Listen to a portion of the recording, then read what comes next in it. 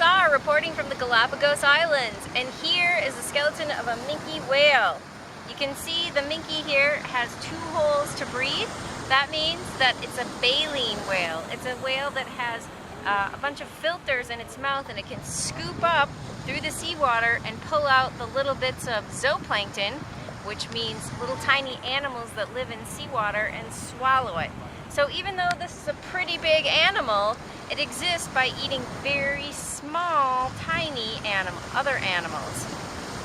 The minke here has some great adaptations. Remember, we always talk about structure and function.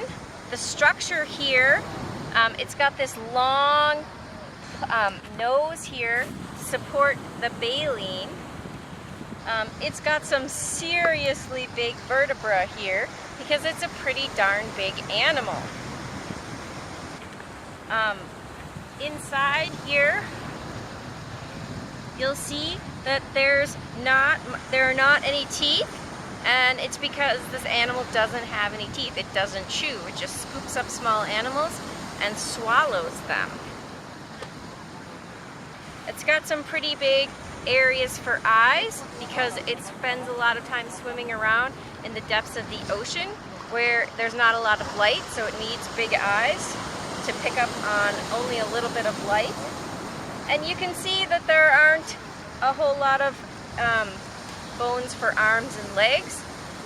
It does have flippers, so what would be my arm bones would be its flippers, but that didn't get here in those were probably washed away in a storm.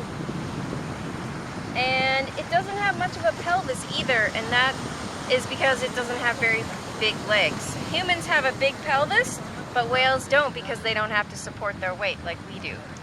In comparison, this is a sea lion skull, and you can see how the head on a sea lion, of course, is much smaller because it's a much smaller animal, and it does have teeth because sea lions eat fish, which are bigger, and they need to catch.